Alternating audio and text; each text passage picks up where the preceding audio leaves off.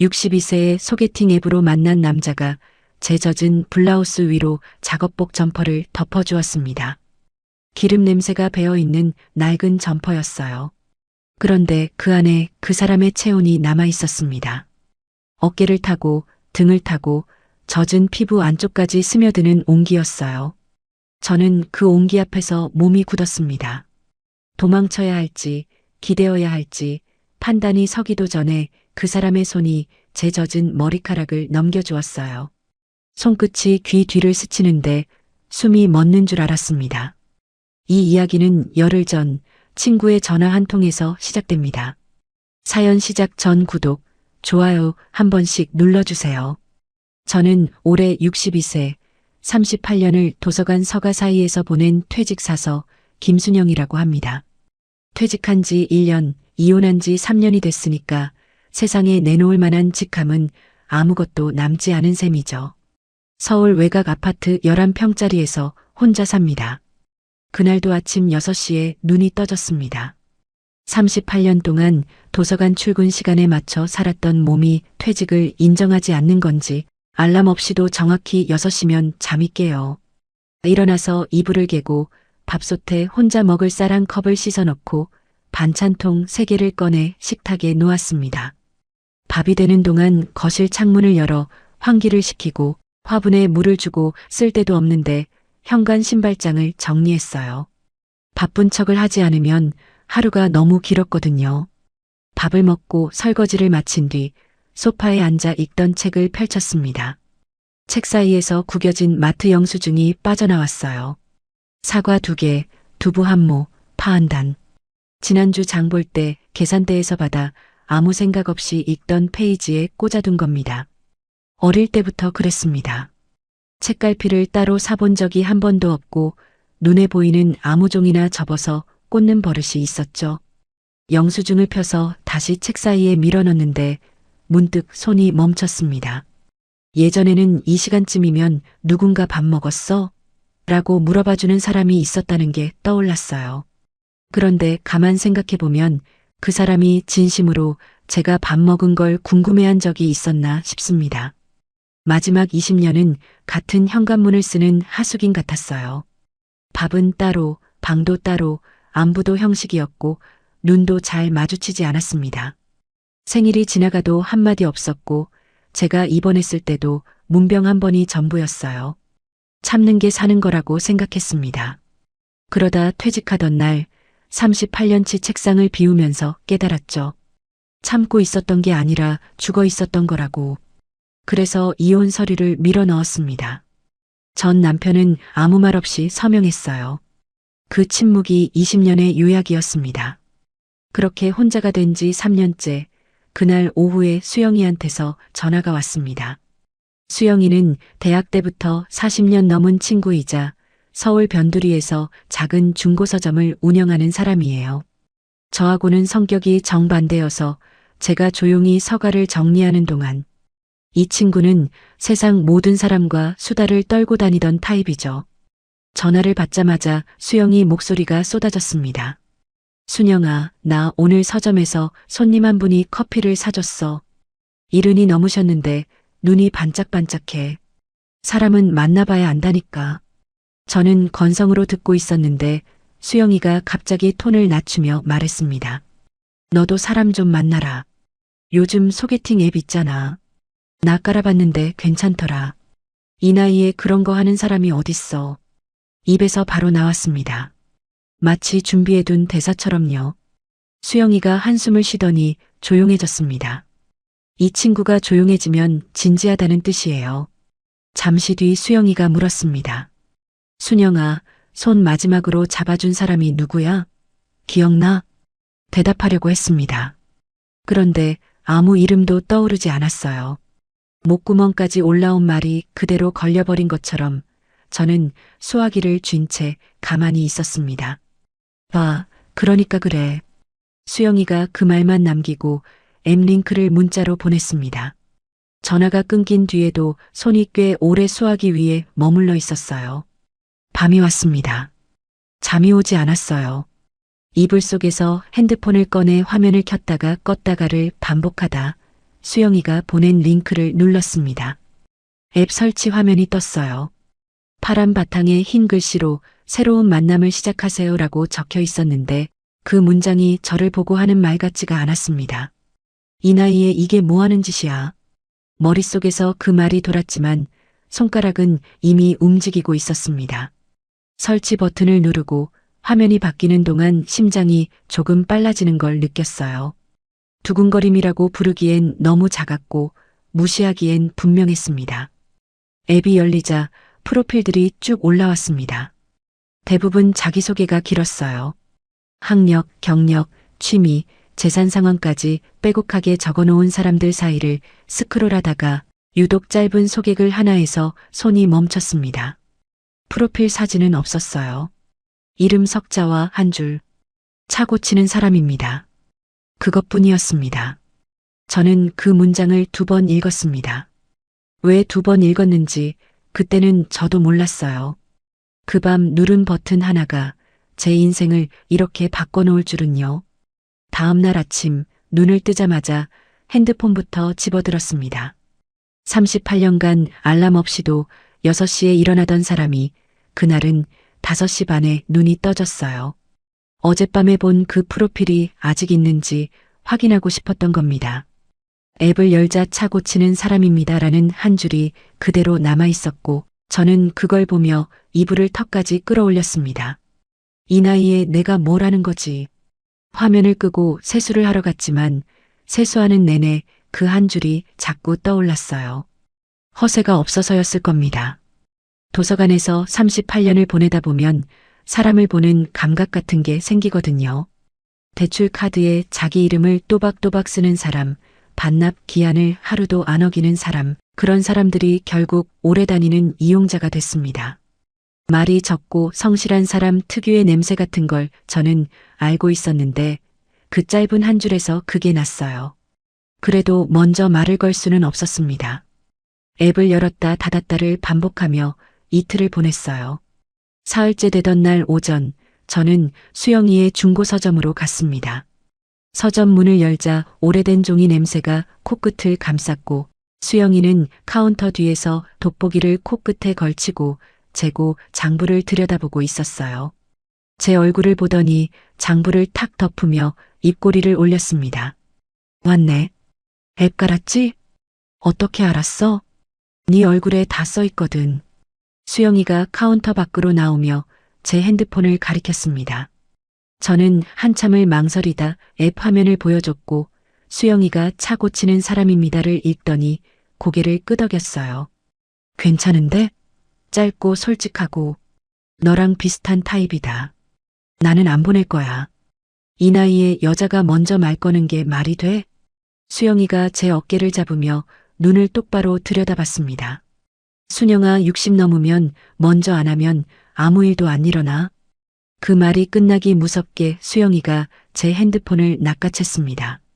프로필 사진이 없으니 하나 찍자며 서가 앞으로 저를 끌고 갔어요. 책꽂이 앞에 서서 책 한 권을 들고 있으라는 겁니다. 저는 얼굴을 찡그리며 손사래를 쳤지만 수영이는 벌써 핸드폰을 들고 서 있었습니다. 주름이 다 보여. 안 돼. 주름이 어때서? 62년 살았다는 증거지. 수영이가 3장을 찍고 그중 하나를 골라 보여줬습니다. 서가 옆에 서서 책을 살짝 펼치고 있는 제 모습이었는데 생각보다 나쁘지 않았어요. 입가에 잔잔한 미소가 있었고 서가 사이로 들어오는 햇살 때문에 눈가의 주름이 부드러워 보였습니다. 그 사진을 한참 들여다봤습니다. 거울을 볼 때마다 늙었다고만 생각했는데 누군가 다른 눈으로 찍어주니까 다른 사람이 보였어요. 수영이가 사진을 프로필에 올려주면서 소개글도 같이 썼습니다. 책 읽는 사람입니다. 제 프로필이 그렇게 완성됐어요. 그날 밤 이불 속에서 핸드폰을 꺼냈습니다. 차 고치는 사람입니다의 프로필 창을 열고 메시지 입력란에 커서를 놓았어요. 손가락이 화면 위에서 한참을 떠돌았습니다. 안녕하세요. 저는 책 읽는 사람입니다. 보내기 버튼을 누르는데 3분이 걸렸습니다. 누른 직후 핸드폰을 이불 밑에 쑤셔 넣었어요. 심장이 귓바퀴까지 울려서 자기 맥박 소리가 방 안에 가득한 것 같았습니다. 10분이 지나고 20분이 지나도 알림이 없었어요. 역시 안 되나 보다 하고 핸드폰을 엎어놓는데 30분쯤 됐을 때 화면이 밝아졌습니다. 좋은 책 있으면 알려주세요. 저는 사용 설명서밖에 안 읽어서. 저는 그 문장을 3번 읽었습니다. 그러고 나서 웃었어요. 소리내어. 이 아파트에서 혼자 소리내어 웃은 게 3년 만이었습니다. 웃음이 끝나고 나니까 뺨이 당기는 느낌이 났는데 웃는 근육을 너무 오래 안 써서 뻣뻣해진 거였어요. 그 뒤로 며칠간 메시지가 오갔습니다. 그분의 문장은 늘 짧았어요. 오늘 차 한 대 고쳤습니다. 점심은 드셨습니까? 오늘은 일이 좀 특별했습니다. 특별한 일이 뭐냐고 물으니 다음에 말씀드리겠습니다라며 넘어갔습니다.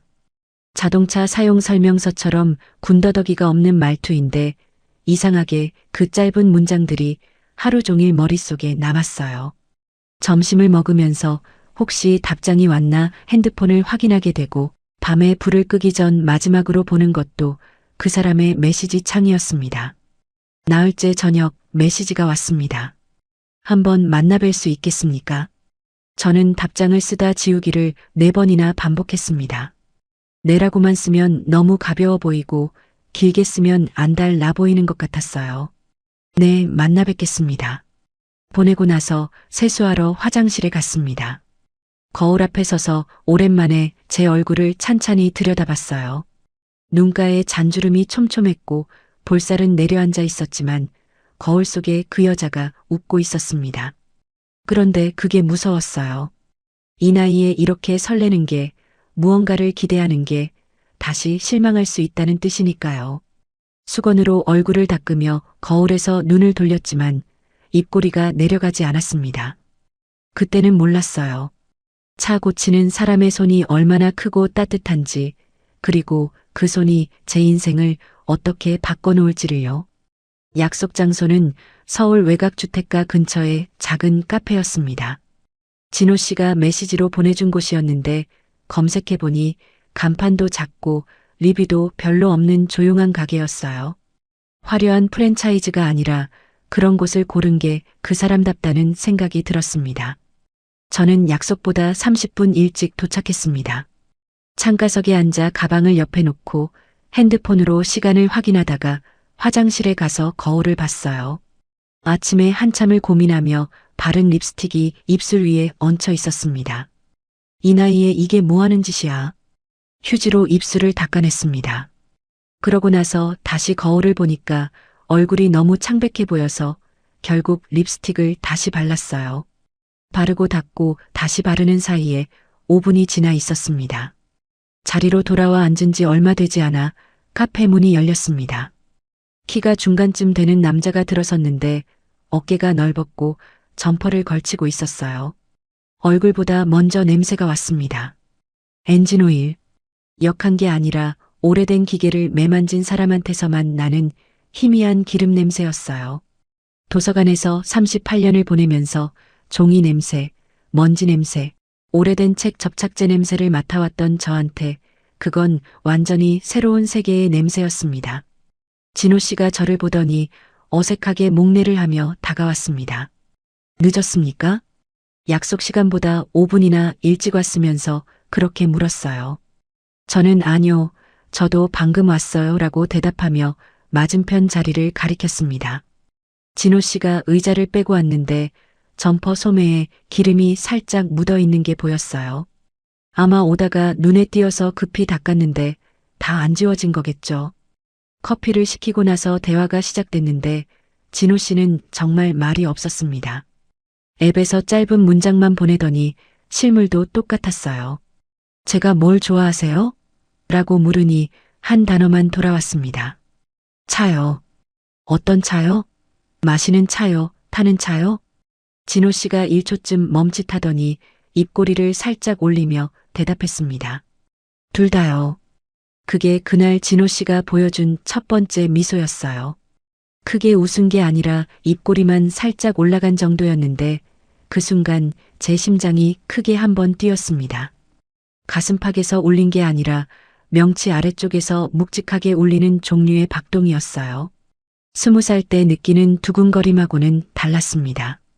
오래 멈춰있던 시계가 갑자기 돌아가기 시작한 것 같은 그런 느낌이었죠. 저는 긴장을 풀어보려고 가방에서 습관적으로 책을 꺼냈습니다.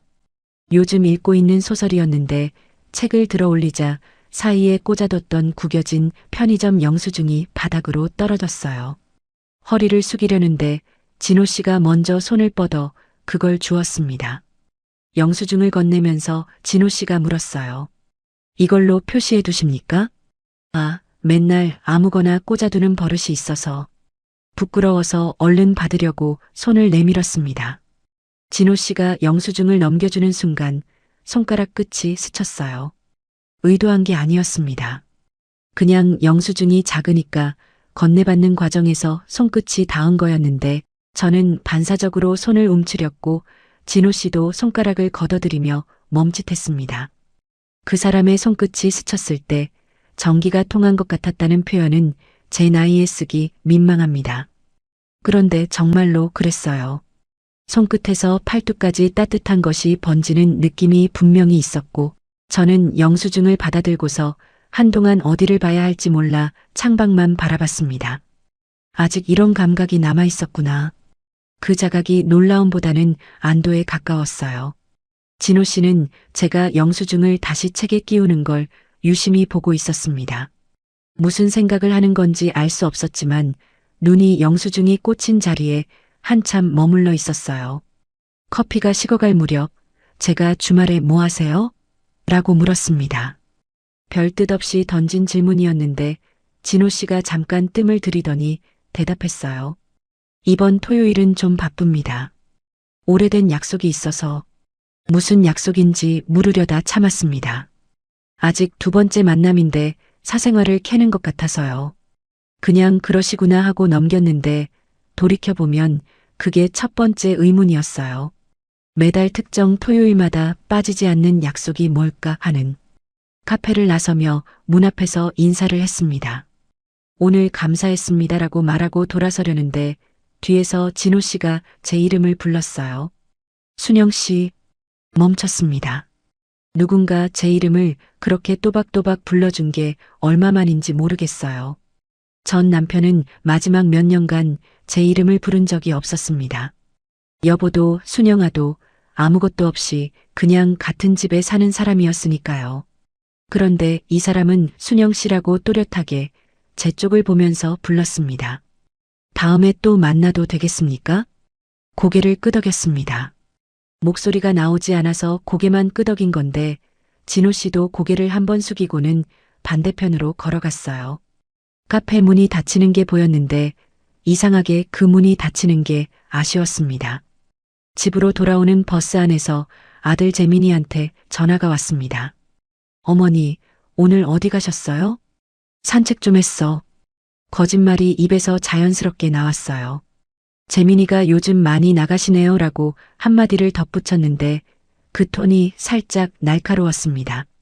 물어보는 게 아니라 확인하는 말투였어요. 전화를 끊고 나니 가슴 한쪽이 서늘해지는 게 느껴졌습니다. 집에 도착해서 현관문을 열고 들어섰을 때 텅 빈 아파트가 오늘따라 유독 넓게 느껴졌습니다. 예전에는 이 고요함이 편했는데 오늘은 달랐어요. 핸드폰을 꺼내니 진호 씨한테서 메시지가 하나 와 있었습니다. 오늘 좋았습니다. 감사합니다. 그 짧은 문장이 그날 밤 잠을 설치게 만들었어요. 카페에서 2번, 동네 공원에서 한 번을 더 만난 뒤였습니다. 진호 씨가 메시지를 보내왔어요. 한번 구경 오시겠습니까? 제가 일하는데 공업사라는 곳에 가본 적이 없었습니다. 도서관에서 38년을 보낸 사람한테 자동차 정비소는 완전히 다른 나라 같은 곳이었죠. 그래도 가겠다고 답했어요. 솔직히 말하면 그 사람이 일하는 모습이 궁금했습니다. 토요일 오후 서울 외곽도로를 따라 걷다 보니 간판이 보였습니다. 모터스라고 적힌 철제 간판 아래로 넓은 셔터 문이 열려 있었고 안쪽에서 금속이 부딪히는 소리가 들려왔어요. 철문 앞에 서서 한 발짝을 내딛는 순간 기름 냄새가 코끝을 감쌌습니다. 카페에서 맡았던 그 희미한 냄새가 여기서는 공기 자체였어요. 기름과 쇳가루와 오래된 고무가 뒤섞인 냄새인데 이상하게 역하지 않았습니다. 리프트 2대가 나란히 서 있었고 한쪽 리프트 위에 차가 올라가 있었습니다. 형광등 불빛 아래에서 진호 씨가 차 밑을 들여다보고 있다가 제 인기척에 고개를 돌렸어요. 작업복 위에 걸친 점퍼 소매를 걷어올린 채 손을 작업복에 문지르며 나왔습니다. 오셨습니까? 잠깐만 기다려주세요. 그 모습을 보며 저는 한 가지를 깨달았습니다. 이 사람은 카페보다 여기가 어울린다는 걸요. 카페에서는 어깨를 약간 움츠리고 말도 더듬거렸는데 공구를 내려놓으며 돌아서는 그 사람의 등이 넓어 보였어요. 자기 영역에 있는 사람 특유의 편안함 같은 게 온몸에서 나왔습니다. 도서관 서가 사이를 걸을 때 제가 그랬던 것처럼요. 진호 씨가 공업사 한쪽에 마련된 작은 사무실로 저를 안내했습니다. 책상 위에 정비 관련 서류가 쌓여 있었고 벽에는 달력과 메모지가 붙어 있었어요. 진호 씨가 선반에서 머그컵 2개를 꺼내 커피를 타왔는데 컵 손잡이에 기름때가 살짝 묻어 있었습니다. 그걸 보며 저도 모르게 입꼬리가 올라갔어요. 30년째 차만 고치셨어요? 네. 남의 가게에서 10몇 년 일하다가 여길 차렸으니까 차 밑에서 산 세월이 더 깁니다. 제가 도서관에서 38년간 서가 사이를 걸어 다닌 이야기를 하자 진호 씨가 고개를 끄덕이며 받았습니다. 비슷하네요. 저는 차 밑에서만, 순영 씨는 책 사이에서만. 두 사람 다 각자의 좁은 세계에서 평생을 보낸 사람이었습니다. 그런데 그 좁은 세계가 겹치는 순간 좁다는 느낌이 사라졌어요. 진호 씨의 기름 냄새 나는 공간이 제게는 도서관 서가 사이만큼 편안하게 느껴졌으니까요. 커피를 마시며 이야기를 나누는 동안 진호 씨가 책상 서랍을 열었습니다. 뭔가를 꺼내더니 제 앞에 조심스럽게 놓았어요. 직사각형의 얇은 가죽 조각이었는데 가장자리를 둥글게 다듬고 한쪽 끝에 작은 구멍을 뚫어 가죽끈을 달아놓은 것이었습니다. 차량용 시트 가죽의 자투리로 만든 것 같았어요. 이게 뭐예요? 그때 영수증으로 책 표시하시는 거 좀 불편해 보여서. 책갈피였습니다. 투박했어요. 가장자리가 완벽하게 매끈하지도 않았고 가죽끈의 매듭도 살짝 삐뚤었습니다. 하지만 그 비뚤어진 매듭을 보는 순간 목 안쪽이 뜨거워졌어요. 카페에서 바닥에 떨어진 구겨진 영수증, 제가 부끄러워하며 주워 담던 그 순간을 이 사람이 기억하고 있었던 겁니다. 기억하는 것에서 그치지 않고 며칠을 들여 가죽을 자르고 다듬어서 이걸 만들었어요. 이 사람이 나를 그렇게 봐줬구나. 그 생각이 가슴 한가운데를 짚었습니다. 감사합니다 하고 받으려고 손을 내밀었는데 진호 씨가 책갈피를 건네며 제 손을 감쌌어요. 이번에는 카페에서처럼 우연히 스친 게 아니었습니다. 의도가 담긴 손이었어요. 크고 거칠었고 손톱 밑에 기름때가 남아 있었지만 체온이 높았습니다. 그 온기가 손바닥을 타고 손목까지 번지는 게 느껴졌어요. 손이 참 따뜻하네요. 제 입에서 그 말이 나왔습니다. 진호 씨가 잠깐 멈칫하더니 대답했어요. 기름때가 안 빠져서 미안합니다. 저는 손을 빼지 않았습니다. 빼야 하나 하는 생각이 머릿속을 스쳤지만 손가락이 말을 듣지 않았어요. 아니, 듣지 않은 게 아니라 듣고 싶지 않았던 거겠죠. 5초쯤 되었을 겁니다. 형광등 불빛 아래에서 두 사람의 손이 포개져 있었고 라디오에서 흘러나오는 트로트 가락이 그 침묵을 대신 채우고 있었습니다. 이 따뜻함이 그리웠구나. 이게 그리웠구나. 그 자각이 밀물처럼 왔습니다. 진호 씨가 조용히 손을 거두며 천천히 구경하십시오라고 말했고 저는 책갈피를 손에 쥔 채 공업사 안을 둘러보았어요. 공구들이 크기별로 정렬된 선반, 바닥에 깔린 고무 매트, 리프트 옆에 세워둔 타이어들. 모든 것에 손때가 묻어 있었는데 그게 편안했습니다. 벽 한쪽에 코르크보드가 걸려 있었어요. 이름과 날짜가 빼곡히 적힌 종이가 붙어 있었는데 정비 일정표 같았습니다. 그런데 거기 적힌 이름들이 보통 정비소 고객 명단과는 조금 달라 보였어요. 홍 할머니, 박 어르신이라고 적혀 있었으니까요. 이게 뭐예요?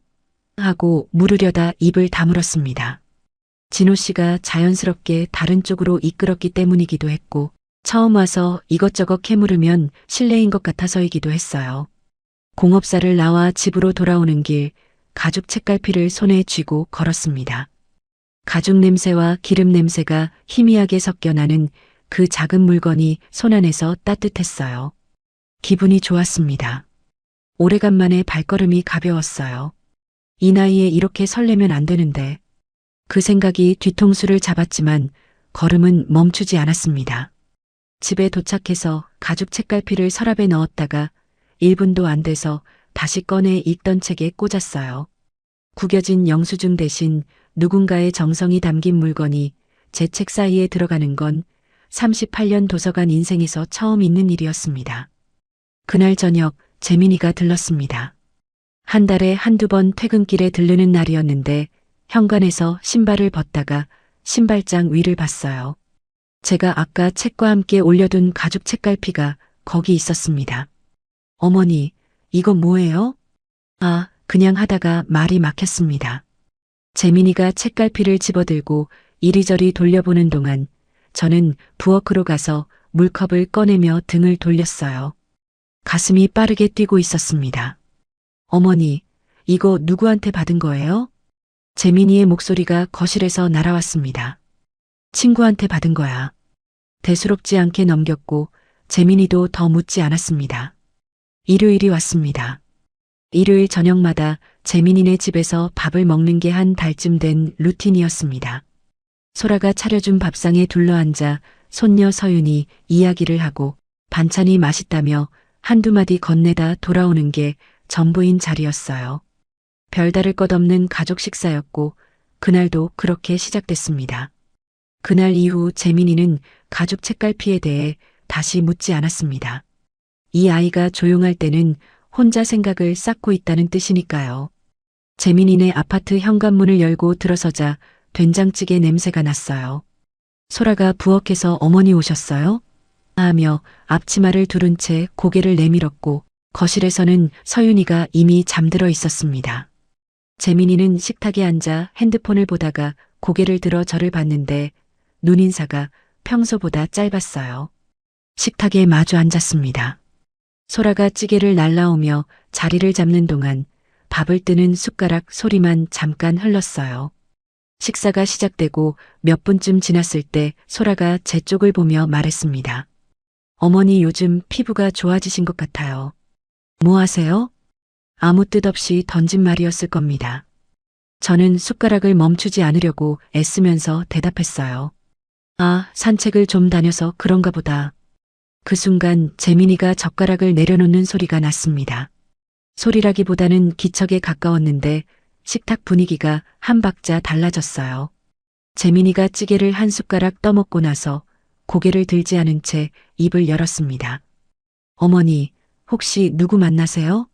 숟가락을 쥔 손에 힘이 들어갔어요. 아니라고 무슨 소리야 하고 넘기려는데 재민이가 먼저 말을 이었습니다. 지난번에 어머니 집에 갔을 때 핸드폰에 알림이 떴어요. 남자 이름으로. 어머니 식탁 위에 핸드폰 올려놓고 화장실 가셨을 때요. 소라가 젓가락을 멈추며 재민이 쪽을 봤습니다. 저도 재민이를 봤어요. 재민이의 턱에 힘이 잔뜩 들어가 있었습니다. 이 나이에 소개팅 앱이요? 어머니? 그 문장이 식탁 위에 떨어졌을 때 된장찌개에 김이 올라오는 것 말고는 아무것도 움직이지 않았어요. 소라가 여보하며 재민이 팔을 잡으려 했지만 재민이는 시선을 거두지 않았습니다. 아버지랑 이혼하신 것도 모자라서 이제는 앱으로 남자를 만나요? 재민이의 목소리가 높아진 건 아니었습니다. 오히려 낮았어요. 낮은 목소리가 더 날카롭다는 걸 저는 그날 알았습니다. 재민이의 손이 식탁 모서리를 쥐고 있었는데 손등에 핏줄이 서 있었어요. 이 아이가 화가 난 게 아니라는 걸 저는 느꼈습니다. 무서운 거였어요. 아버지가 떠나고 어머니마저 다른 사람에게 가면 자기가 어디에 서야 할지 모르겠다는 그런 종류의 떨림이 저 손등 밑에 있었습니다. 하지만 그 순간 제 입에서 나온 말은 그게 아니었어요. 미안해, 재민아. 습관적으로 나온 말이었습니다. 38년간, 아니 평생을 그렇게 살아왔으니까요. 누군가 불편해하면 제가 먼저 사과하는 거, 누군가 화내면 제가 먼저 고개 숙이는 거, 그게 제 인생의 기본값이었습니다. 재민이가 받았어요. 어머니가 뭐가 미안해요. 주변에서 뭐라고 하겠어요. 그 말을 듣는 순간 뱃속 깊은 데서 뭔가가 올라왔습니다. 사과가 아니었어요. 분노도 아니었습니다. 38년간 서가 사이를 걸으며 단 한 번도 목소리를 높여본 적 없는 사람 안에서 오래 닫혀있던 무언가가 열리는 소리가 났어요. 고개를 천천히 들었습니다. 재민아. 목소리가 떨렸지만 멈추지 않았습니다. 나는 늘 누군가 엄마였어. 누군가 아내였어. 누군가 사서였어. 숟가락을 식탁에 내려놓았습니다. 근데 나였던 적은 한 번도 없었어. 재민이의 입이 벌어졌다가 다물어졌어요. 소라는 젓가락을 내려놓은 채 움직이지 않았습니다. 이 나이에 그러면 안 되는 거야? 이 나이면 그냥 죽은 사람처럼 살아야 하는 거야? 제 목소리가 갈라졌습니다. 울음이 아니었어요. 마른 나무가 쪼개지는 것 같은 소리였습니다. 거실에서 서윤이가 뒤척이는 기척이 들렸고 소라가 식탁 밑에서 재민이의 발을 차는 게 보였어요. 자리에서 일어났습니다. 찌개가 아직 반도 줄지 않은 밥상을 두고 밥 잘 먹었어라고 짧게 말하며 현관으로 걸어갔어요. 재민이가 뒤따라 나왔습니다. 어머니, 제 말은 그게 아니라. 재민이가 제 팔을 잡으려 했습니다. 저는 멈춰서서 그 손을 내려다봤어요. 뿌리치지 않았습니다. 뿌리치는 건 분노고 제가 한 건 그게 아니었으니까요. 재민이의 손목을 조용히 잡아서 아래로 내려놓았습니다. 놓는다는 게 이런 거구나 하는 생각이 손끝에서 올라왔어요. 현관문을 열고 나갔습니다. 아파트 복도를 걸으며 엘리베이터 버튼을 눌렀습니다. 문이 열리고 안으로 들어서자 혼자였어요. 거울에 비친 제 얼굴이 보였는데 눈이 빨개져 있었지만 눈물은 나오지 않았습니다. 울고 싶은데 울 수가 없는 건지 너무 오래 안 울어서 방법을 잊은 건지 구분이 안 됐어요. 이 나이에 그러는 거 아니야. 그 문장이 또 돌아왔습니다. 그런데 이번에는 힘이 빠져 있었어요. 명령이 아니라 질문처럼 들렸습니다. 정말 안 되는 걸까? 정말 이 나이면 다 끝난 걸까? 아파트 밖으로 나오니 바람이 차가웠습니다. 핸드폰을 꺼내 시간을 확인하려는데 화면에 알림이 떠 있었어요. 진호 씨한테서 온 메시지였습니다. 오늘 저녁은 드셨습니까?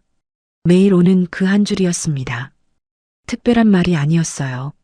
안부도 아닌 것이, 질문도 아닌 것이, 그냥 이 사람은 매일 제가 밥을 먹었는지를 물어봤습니다.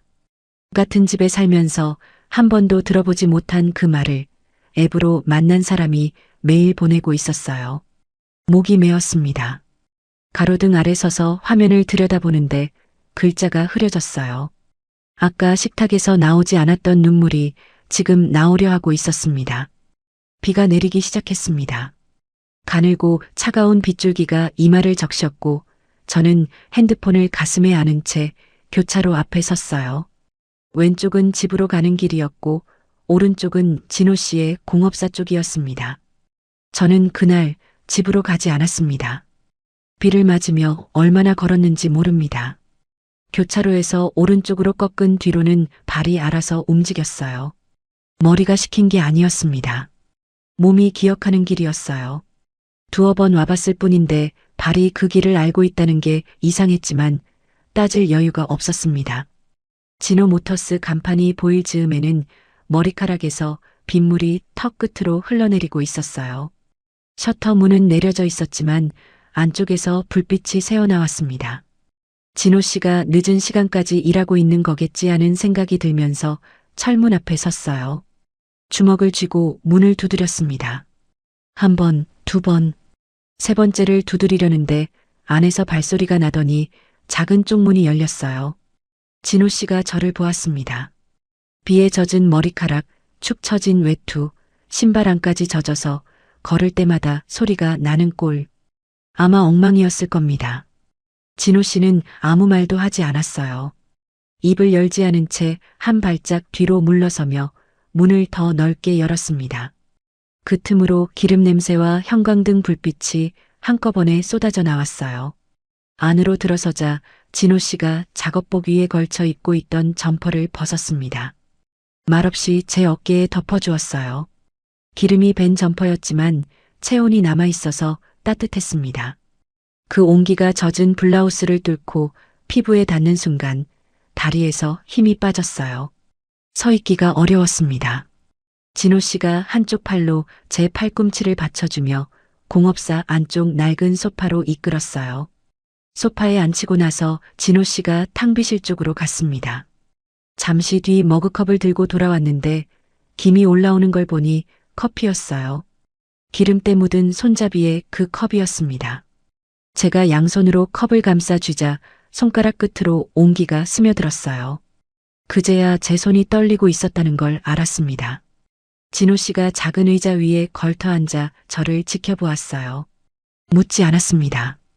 왜 왔느냐고, 무슨 일이냐고 아무것도 묻지 않았어요. 그냥 앉아서 기다렸습니다. 그 침묵이 제가 입을 열 수 있는 공간을 만들어줬어요. 아들한테 들켰어요. 진호 씨 만나는 거. 커피 잔을 내려다보며 말했습니다. 진호 씨의 표정은 보지 않았어요. 볼 수가 없었습니다. 식탁에서 얘기가 됐는데 이 나이에 소개팅 앱이 뭐냐고. 이혼한 것도 모자라서 앱으로 남자를 만나냐고. 입 밖으로 꺼내니까 가슴이 다시 쪼여왔어요. 재민이한테 했던 말이 떠올랐고 재민이의 손등에 서 있던 핏줄이 떠올랐고 현관에서 내려놓았던 그 아이의 손목이 떠올랐습니다. 그래서 제가 그랬어요. 나는 나였던 적이 한 번도 없었다고. 그 말을 꺼낸 뒤 한동안 입을 다물었습니다. 빗소리가 철제 지붕을 두드리는 소리만 공업사 안을 채웠어요. 진호 씨가 자리에서 일어나 제 맞은편 바닥에 쪼그려 앉았습니다. 눈높이를 맞추려는 것 같았어요. 저도 혼자 된 지 오래됐습니다. 진호 씨가 처음으로 자기 이야기를 꺼냈어요. 감정을 말로 할 줄 몰라서 사람을 놓쳤습니다. 아내도 떠났고 아들도 연락이 끊긴 지 10년이 넘었습니다. 제가 입을 열지 않으니까 다들 등을 돌리더라고요. 진호 씨의 목소리가 낮게 깔렸지만 흔들리지는 않았어요. 오래전에 이미 삼킨 이야기를 꺼내는 사람의 톤이었습니다. 그래서 차를 고칩니다. 기계는 고장나면 원인이 있고 부품을 바꾸면 됩니다. 사람은 그렇지가 않더라고요. 저는 고개를 들어 진호 씨를 봤어요. 형광등 아래에서 이 사람의 얼굴이 이렇게 가까이 보인 건 처음이었습니다. 눈가에 깊은 주름이 있었고 입술이 마른 채로 꾹 다물려 있었어요. 오래 혼자였던 사람의 얼굴이었습니다. 저도요. 제 입에서 그 말이 나왔어요. 같은 집에 살면서 대화가 없었어요. 참는 게 사는 거라고 생각했어요. 근데 참은 게 아니라 죽어 있던 거였어요. 두 사람의 이야기가 빗소리 사이로 겹쳤습니다. 말로 못해서 관계를 놓친 남자와 말을 삼키며 감정을 죽인 여자가 기름 냄새 나는 공업사 바닥에서 서로의 이야기를 듣고 있었어요. 진호 씨가 짧게 말했습니다. 괜찮습니다. 한마디였어요. 그래도 돼요 라는 뜻이 뒤에 묻어 있었습니다. 이 나이에 그래도 됩니다. 라는 말이 형광등 불빛과 빗소리 사이에서 가만히 울려왔어요. 제가 무너진 건 그 순간이었습니다. 눈물이 나왔어요. 소리 없이 천천히. 20년 넘게 한 번도 울지 않았던 사람이 울 때는 소리가 나지 않는다는 걸 그때 알았습니다. 그냥 뺨 위로 물이 흘러내릴 뿐이었어요. 재민이 앞에서도 엘리베이터 안에서도 나오지 않았던 눈물이 이 사람의 괜찮습니다. 한마디에 줄줄 쏟아졌습니다. 왜 울었냐고요? 이 사람이 슬퍼서가 아닙니다. 누군가 괜찮다고 말해준 게 너무 오래간만이어서요. 진호 씨가 손을 뻗어 제 손을 잡았습니다. 이번에는 책갈피를 건넬 때처럼 가볍게가 아니었어요.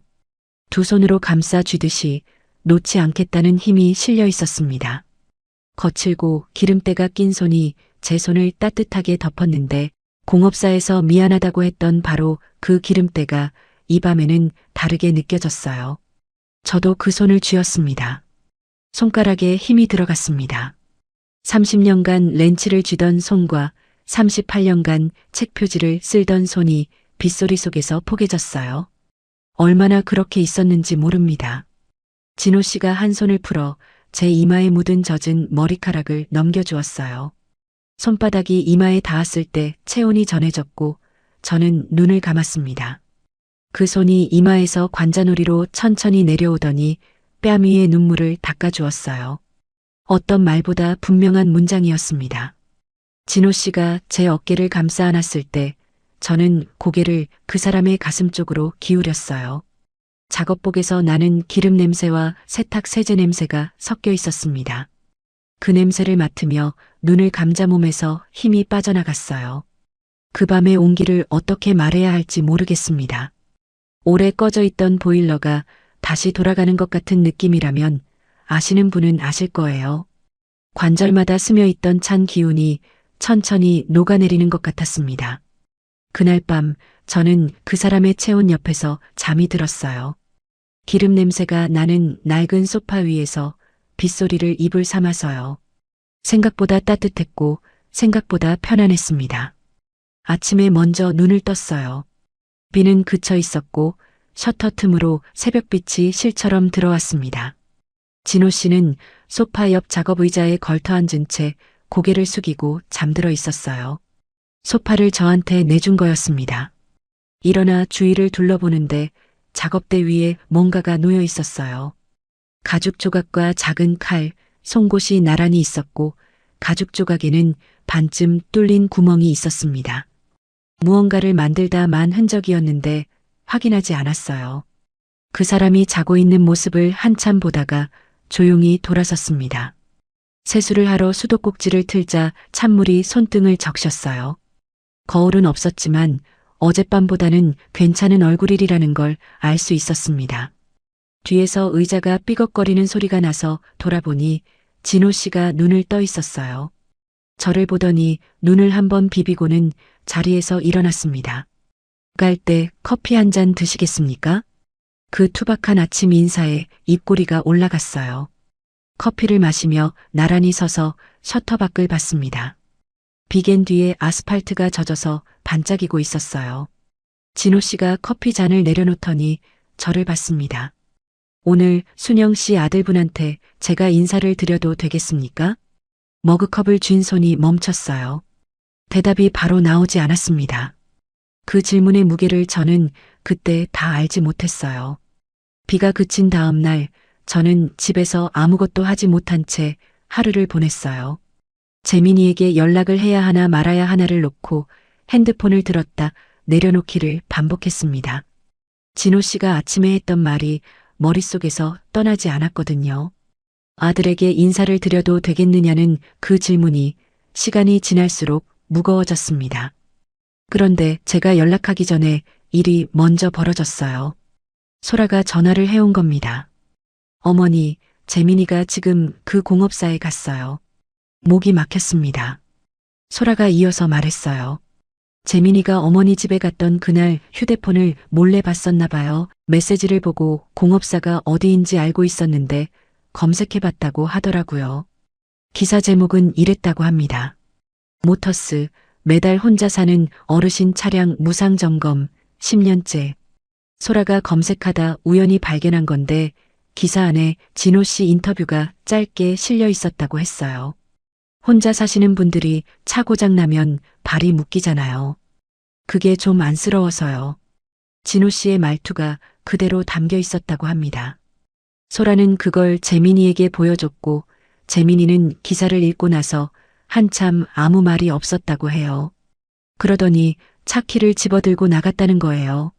소라가 어디 가느냐고 물었지만 재민이는 대답 없이 문을 닫았다고 합니다. 여기서부터는 재민이에게서 나중에 직접 들은 이야기입니다. 재민이가 공업사에 도착했을 때 진호 씨는 리프트 아래에서 일하고 있었다고 해요. 발소리를 듣고 나와서 재민이를 보더니 기름 묻은 손을 작업복에 문지르며 입을 열었다고 합니다. 순영 씨 아드님이십니까? 재민이가 어떻게 자기 이름을 아느냐는 표정을 지었지만 생각해보면 제가 앱에서 아들 사진과 함께 이야기를 한 적이 있었어요. 진호 씨가 기억하고 있었던 겁니다. 재민이가 어색하게 네라고만 답했다고 해요. 재민이의 말에 따르면 처음에는 한마디 하려고 간 거였다고 합니다. 어머니에게서 떨어지라고 앱으로 만난 사이가 뭐가 되겠느냐고. 그런데 공업사 안에 들어서자마자 눈에 들어온 게 있었다고 해요. 벽에 걸린 코르크보드였습니다. 제가 지난번에 보고 물어보려다 참았던 바로 그 일정표요. 재민이는 저와 달리 바로 다가가서 들여다봤다고 합니다. 홍 할머니 브레이크 패드 점검, 박 어르신 오일 교환, 이 할아버지 타이어 공기압, 이름 옆에 날짜가 적혀 있었고 전부 매달 셋째 주 토요일이었어요. 코르크보드 한쪽에는 메모와 편지 같은 것이 핀으로 꽂혀 있었다고 합니다. 진호 사장님 고마워요. 덕분에 병원 제때 갔습니다라고 적힌 종이, 그 옆에는 감사하다는 글과 함께 약과 봉지가 매달린 비닐까지 있었대요. 재민이가 그것을 한참 보고 있는 동안 진호 씨는 아무 설명도 하지 않았다고 합니다. 자랑하지 않았어요. 변명도 하지 않았고 말을 건네지도 않았대요. 그냥 자기 자리에 서서 재민이가 다 볼 때까지 기다렸다고 합니다. 그 다음에 재민이의 시선이 작업대 위로 갔습니다. 거기에 가죽 조각과 송곳이 놓여 있었어요. 반쯤 완성된 가죽 책갈피였습니다. 지난번에 제가 받은 것과 비슷한 모양인데 아직 끈을 달지 않은 상태였다고 해요. 이건 뭡니까? 재민이가 물었고 진호 씨가 대답했습니다. 어머니 드릴 거 만들고 있었습니다. 재민이가 그 책갈피를 들고 한참을 서 있었다고 해요. 가죽 가장자리를 손가락으로 만지며 아무 말도 못했다고 합니다. 재민이가 물었어요. 왜 우리 어머니입니까? 진호 씨가 잠시 뜸을 들였다고 합니다. 공구를 내려놓고 작업복 주머니에 손을 넣은 채 천천히 입을 열었대요. 어머니를 외롭게 두고 싶지 않았습니다. 재민이가 그 말을 듣고 어떤 표정을 지었는지는 모릅니다. 재민이 자신도 그 부분은 말해주지 않았으니까요. 공업사를 나와서는 차에 앉은 뒤 한동안 시동을 걸지 않았다고 해요. 그날 저녁 현관벨이 울렸습니다. 문을 열자 재민이가 서 있었어요. 코끝이 빨갛고 눈두덩이 부어 있었습니다. 울고 왔구나 하는 걸 알았지만 내색하지 않았어요. 재민이도 억지로 표정을 잡고 있었습니다. 재민아, 왜 그래? 재민이가 대답하지 않았어요. 대신 제 손을 잡았습니다. 며칠 전 그 아이네 현관에서 제가 조용히 내려놓았던 바로 그 손을요. 재민이의 손이 제 손을 감쌌는데 이 아이 손이 이렇게 컸나 싶었습니다. 언제 이렇게 컸을까? 그 손이 떨리고 있었어요. 죄송합니다. 재민이가 고개를 숙이며 말했습니다. 그리고 한 박자 뒤에 평소와 다른 호칭이 나왔어요. 엄마. 36해를 어머니라고 부르던 아이가 그날 처음으로 그 두 글자를 꺼냈습니다. 마지막으로 엄마라고 불린 게 언제인지 기억나지 않아요. 재민이가 초등학교 들어갈 무렵이었을 겁니다. 그 뒤로는 쭉 어머니였으니까요. 입을 다물고 버티려 했지만 턱이 떨렸고 눈이 뜨거워졌어요. 재민이의 손을 꼭 쥐었습니다. 이 아이 손이 이렇게 따뜻했구나. 진호 씨의 손과는 다른 종류의 온기였어요. 내가 낳은 사람의 체온이라는 건 그 어떤 온기와도 다르더라고요. 현관에서 두 사람이 한참 서 있었습니다. 아무 말도 하지 않았어요.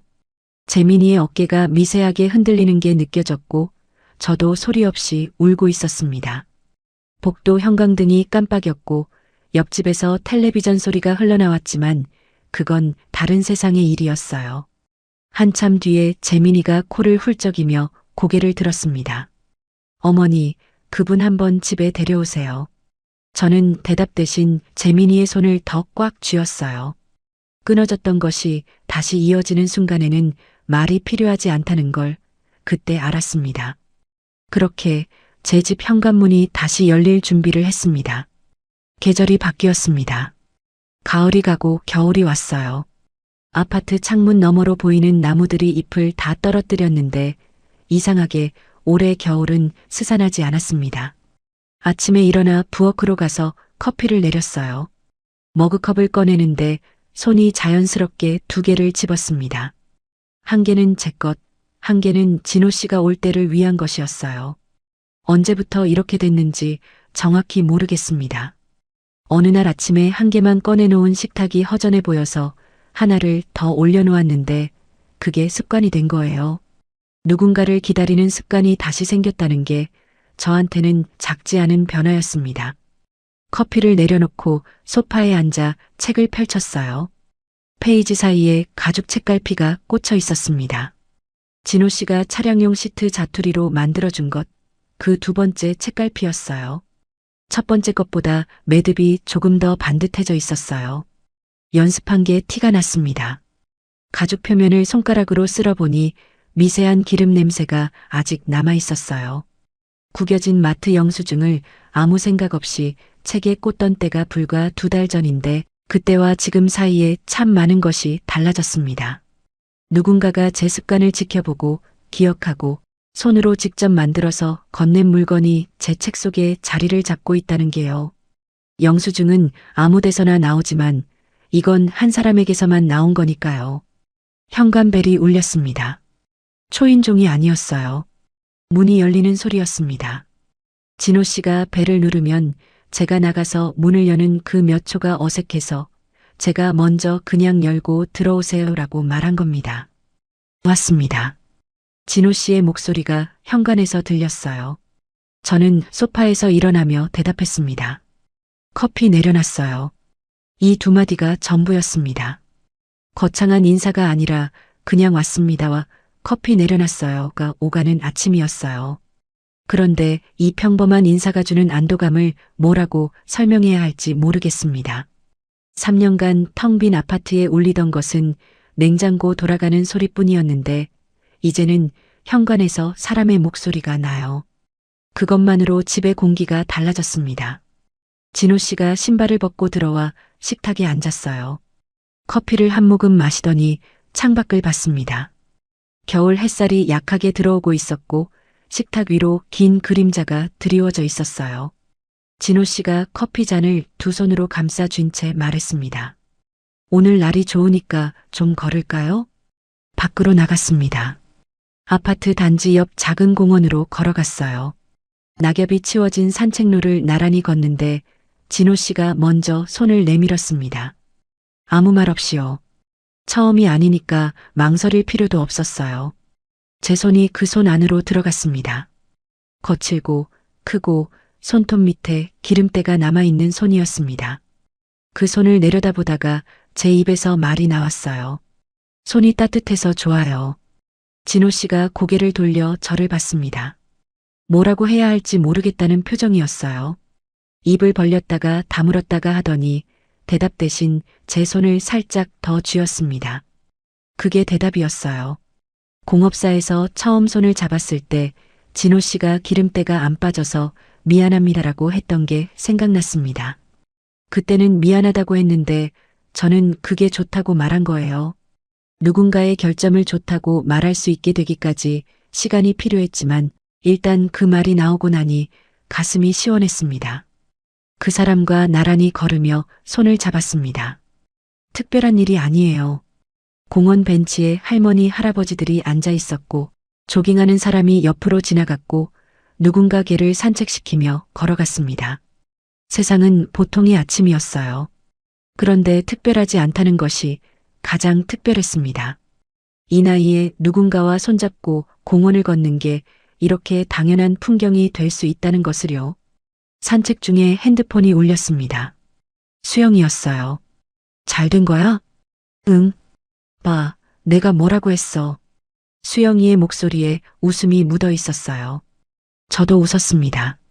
고마워, 수영하라고 하자 수영이가 한마디를 더 했어요. 순영아, 이 나이라서 더 그런 거야. 알지? 그 말을 듣는 순간 지난 2달이 한꺼번에 스쳤습니다.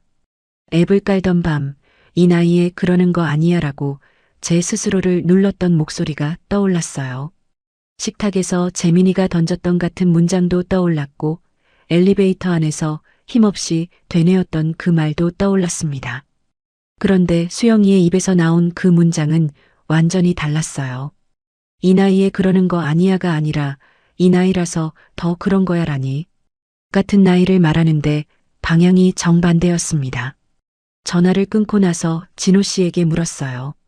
진호 씨, 이번 주 토요일에 우리 집에서 밥 먹을래요? 재민이네도 오기로 했거든요. 진호 씨가 걸음을 멈추더니 저를 봤습니다. 한 박자 뒤에 고개를 끄덕였어요. 토요일이 되었습니다. 점심부터 부엌에 서서 찌개를 끓이고 반찬을 준비했어요. 식탁에 밥그릇을 놓는데 5개가 필요했습니다. 저, 진호 씨, 재민이, 소라, 서윤이. 오랫동안 한 개만 놓던 식탁에 그릇이 5개 올라가니까 식탁이 좁아 보였어요. 그 좁은 게 좋았습니다. 진호 씨가 먼저 왔습니다. 진호 씨가 신발을 벗으며 봉지를 하나 들어 보였는데 서윤이에게 줄 작은 장난감 자동차였습니다. 공업사에서 부품 남는 걸로 만든 건지 페인트가 살짝 울퉁불퉁했어요. 재민이네가 도착했을 때 현관에서 잠깐 정적이 흘렀습니다. 재민이와 진호 씨가 처음으로 이 집에서 마주한 거니까요.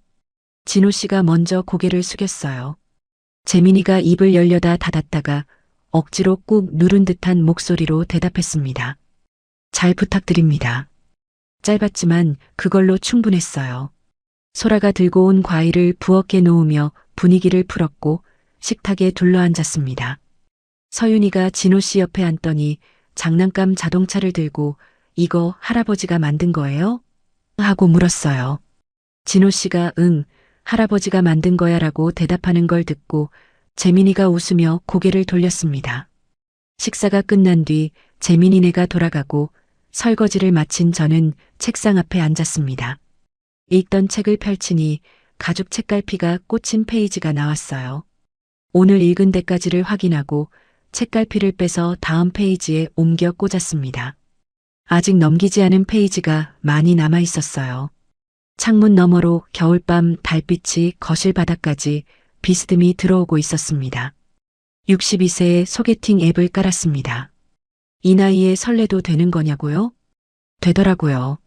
인생에서 가장 아름다운 페이지는 아직 넘기지 않은 다음 장에 있는 것 같습니다. 여러분도 넘겨보시겠습니까? 지금의 이야기가 마음에 드셨다면 다른 영상도 시청해주세요. 좋아요와 구독, 알람 설정은 무료입니다. 또 마음에 남는 장면이 있으셨다면 댓글로 나눠주세요. 선생님의 한마디가 다른 분께 깊은 울림이 될 수 있습니다.